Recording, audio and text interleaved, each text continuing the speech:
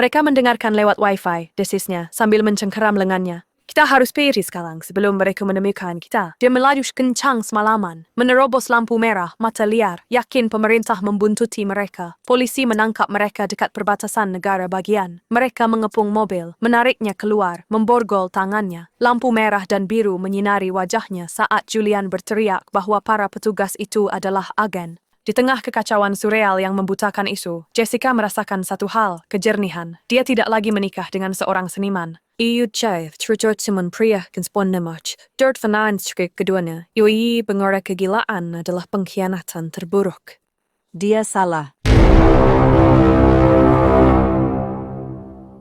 Duduk di meja teras bermandikan mentari, sahabat Sarah, Emily, Jessica adalah gambaran kontras. Sarah, dengan senyum hangat dan mata lembut, bercerita antusias tentang drama sekolah terbaru putranya, Leo. Suaminya, David, sosok yang stabil dan penuh kasih, akan menjemput mereka sebentar lagi. Emily, yang selalu anggun, menyeruput es tehnya, tawanya halus dan santai. Di sela-sela komentar cerdasnya, ia berbagi kabar tentang bisnis desain interiornya yang berkembang pesat, yang ia kelola bersama suaminya yang juga sukses, Mark. Kedua wanita itu memancarkan kepuasan yang lahir dari hidup mapan. Jessica, namun, membawa jenis cahaya yang berbeda, yang diwarnai oleh rasa pedih. Tawanya tulus, tapi ada nada melankolis sendu, seperti lagu yang dinyanyikan dalam kunci minor. Dia mendengarkan, memberikan semangat, bahkan ikut bercanda. Namun jauh di dalam, ada pedih senyap yang berdenyut. Dia mendambakan kemitraan yang dalam dan abadi yang sama, seperti yang dinikmati teman-temannya. Namun takdir, rupanya punya selera humor yang kejam dalam urusan hatinya. Saat percakapan beralih ke liburan keluarga dan rencana hari jadi, tatapan Jessica jatuh pada sinar matahari yang berkilau di gelasnya.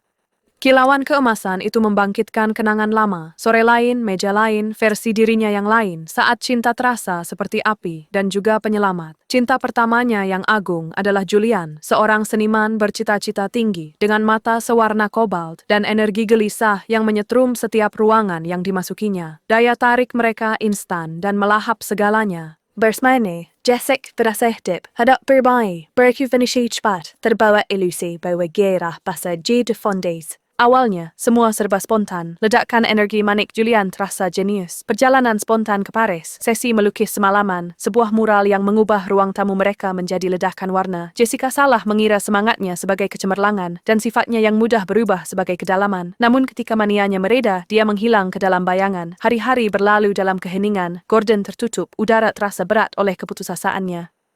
Pria yang dulu melukis cinta di dinding, kini nyaris tak bicara. Jessica mencoba jadi jangkarnya, perawatnya, penopangnya, tapi itu seperti menjaga badai dengan lilin. Dia berjalan hati-hati, takut satu kata salah akan membuatnya terpuruk lagi. Jika aku cukup mencintainya, katanya pada diri sendiri, mungkin dia akan tetap tinggal kali ini.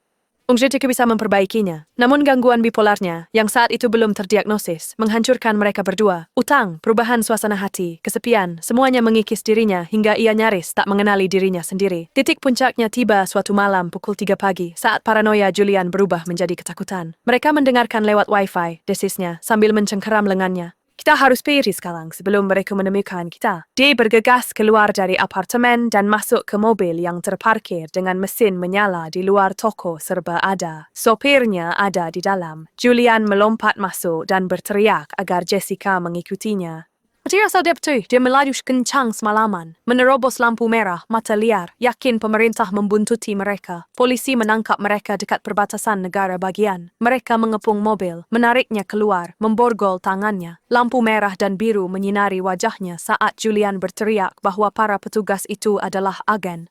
Dalam kekacauan surreal yang membutakan itu, Jessica merasakan satu hal, kejelasan. Dia tak lagi menikah dengan seniman. Dia terjebak dengan pria yang sakitnya bisa menghancurkan mereka berdua. Dari sel tahanan kantor polisi, dia mengajukan gugatan cerai. Pelamik tiket tiwai ramai, ia berdiri di dapur dan mulai memasak, mengiris bawang hingga air matanya bercampur dengan pedihnya. Irama pisau adalah satu-satunya hal yang bisa ia kendalikan. Berbulan-bulan setelah itu, dapurnya menjadi tempat berlindung. Setiap hidangan adalah tindakan kecil untuk bertahan hidup. Setiap didihan dan irisan adalah cara untuk mengingat dirinya. Perlahan, ia mulai mendambakan ketenangan, kedamaian yang datang tanpa ujung gairah.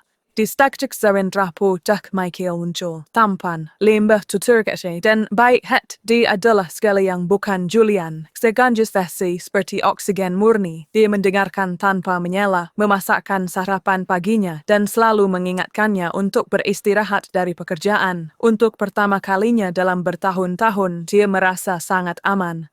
Michael berbicara tentang membangun hidup bersama, tapi selalu menyebut masalah visa dan penundaan izin kerja. Jessica yang empatik dan ingin merawat melihat padanya bukan tanda bahaya tapi kerentanan.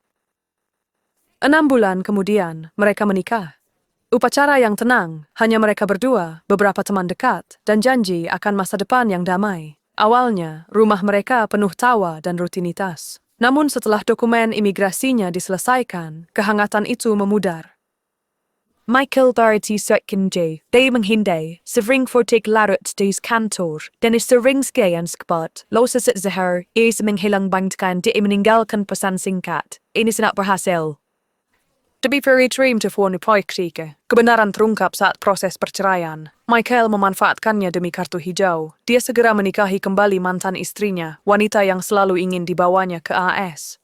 Shivenkrind, and berlekain hadlam daripada kekecewaan Julian ang pernah ada. Tiwadeh panahit, entiadeh perhitungan. Berhainahin Michael bikwe hasreti akan kestabilan menjadi kerjaan. Dia tidak dicintai, hanya dimanfaatkan. Berflanten-bulan sudan, Jessica tak sabazut ke dapurnya. Tempat dia dulu memasak penuh cinta kini terasa hampa, dihantui piring-piring kosong. Tapi waktu, gigih seperti fajar, mendorongnya maju. Akhirnya, dia mulai memasak lagi, bukan untuk orang lain, tapi untuk dirinya sendiri. Dengan setiap hidangan, dia membangun kembali sedikit kepercayaan pada dirinya sendiri.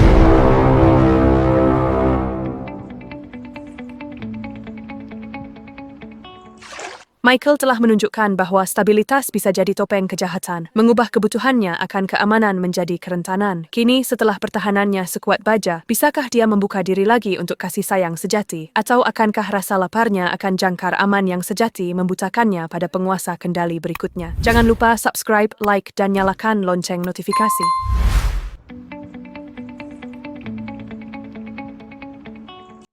Set dengan fellow ke Hartnoy, Jessica telah membangun kembali dirinya sepotong demi sepoming. Dia punya pekerjaan stabil, teman dekat, dan cukup ketenangan untuk bernapas lagi. Namun di balik ketenangan itu, tersembunyi kerinduan untuk dilihat, disayangi, dan akhirnya merasa aman. Lalu Daniel muncul di acara amal. Tidak berisik, tidak pamer.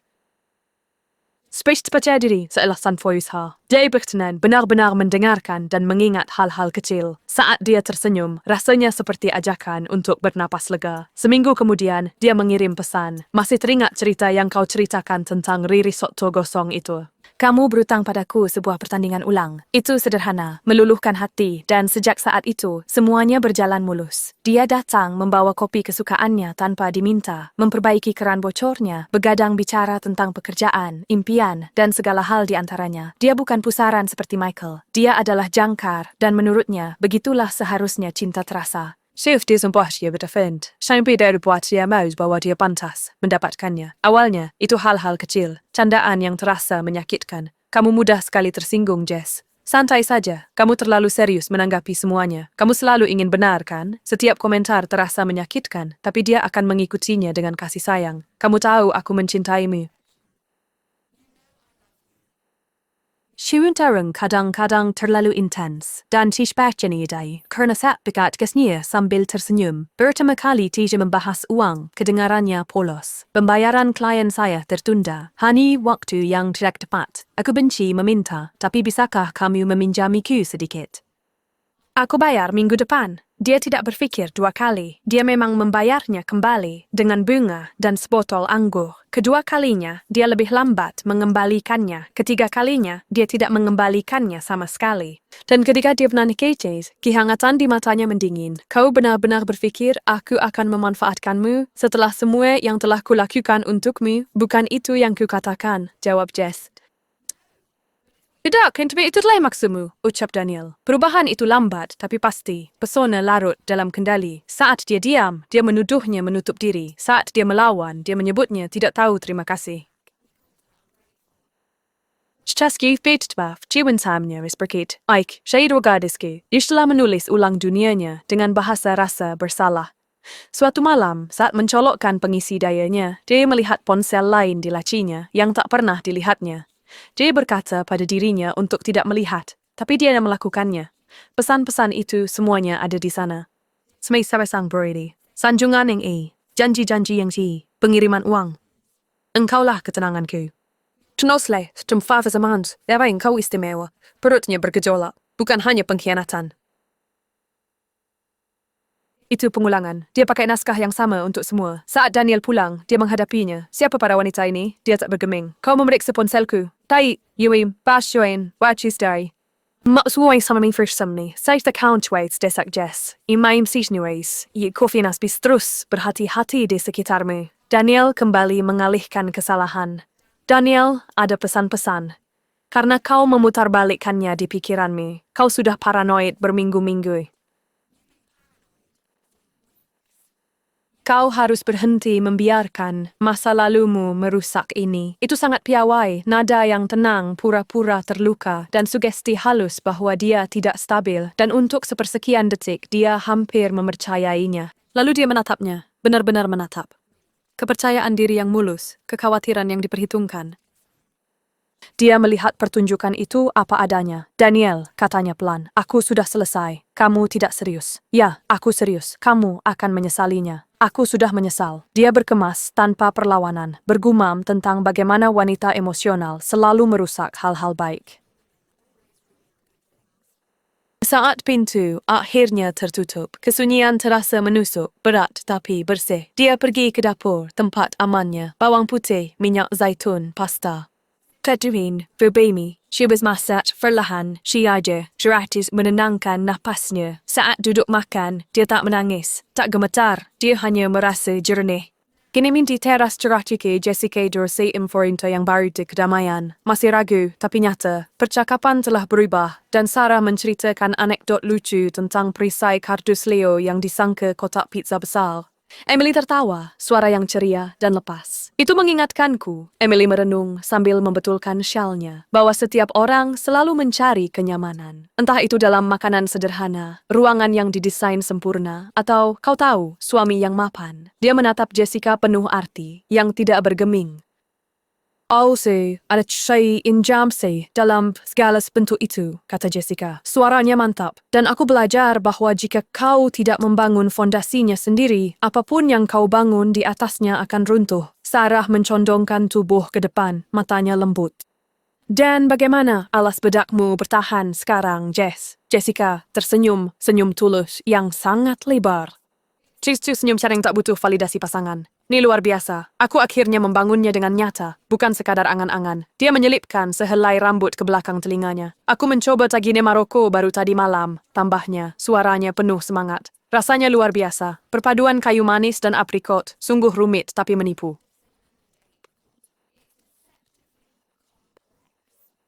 Akhirnya semia de molto menui tuaing. Teman-temannya langsung menunjukkan ketertarikan. Mereka sudah menikmati masakannya selama bertahun-tahun. Hidangan mewah yang lahir dari patah hati dan harapannya keduanya. Menu untuk apa? Tanya Emily. Rasa ingin tahu profesionalnya benar-benar tergelitik. Tempatku sendiri, kata Jessica, sambil menatap mata mereka. Aikitus Rayfator sipet terpista tirai. Bistro kecil, kantin minim tekot dan pay. Anis ketepat yang terasa meben, di mana emanannya apa adanya. Mata Sarah berkaca-kaca. Jess, itu luar biasa. Kamu sangat berbakat, Emily menegaskan. Mark dan aku akan menginvestasikan apapun yang kamu butuhkan untuk modal awal. Jessica merasakan gelombang rasa syukur, tapi dia mengangkat tangan. Itu ekstremat trading, tumdo Effie, aku ingin melakukan ini sendiri. Aku ingin keberhasilan dan risikonya menjadi milikku. Dia menatap tangannya, tangan yang pernah mengiris bawang sambil menangis, yang pernah menopang keputusasaan Julian, yang pernah ditipu oleh Michael dan gemetar karena marah pada Daniel. Sekarang, mereka tampak kuat, sangat cakap, dan benar-benar siap. Bertahun-tahun yang lalu, dia pernah berdiri di dapur kecilnya, mengiris bawang merah, hanya untuk mencoba bertahan dari rasa sakit yang mendalam. Kini, dia membayangkan dapur yang sama itu terlahir kembali, sebuah tempat di mana kedua tangannya tidak lagi gemetar, di mana setiap kreasi yang dibuatnya berarti kebahagiaan murni, bukan lagi sekadar ketahanan. Mimpi Puanas tidak pernah bergantung pada janji-janji orang lain. Dapurnya selalu menjadi tempat perlindungan baginya, kini telah menjadi fondasi utamanya. Restoran yang ia impikan itu tidak hanya akan menyajikan hidangan makanan. Ini akan menjadi sebuah bukti nyata bahwa bahkan setelah kehancuran, sesuatu yang sangat indah bisa kembali bangkit. Nada minor masa lalunya akhirnya menyatu dengan harmoni masa depannya yang kaya dan penuh percaya diri. Perjalanan Jessica adalah himne ketahanan yang kuat, mengajarkan kita bahwa kebahagiaan terdalam bukanlah yang kau temukan pada pasangan, melainkan yang kau cukup berani untuk membangun sendiri.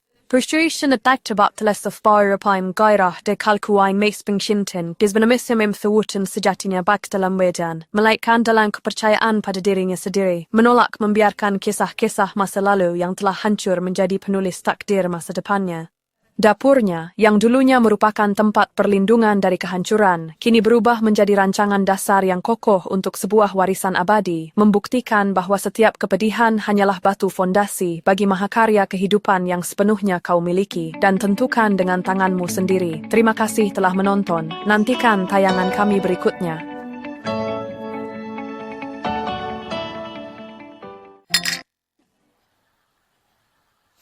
Chisiflik sastid, xantaind, xanarend, dikotvening hos di jamsist biyong. Sampai satu momen kesombongan mengubah seluruh hidupnya, karena terkadang kejatuhan mengajarkan pelajaran yang tak pernah didapat dari pendakian.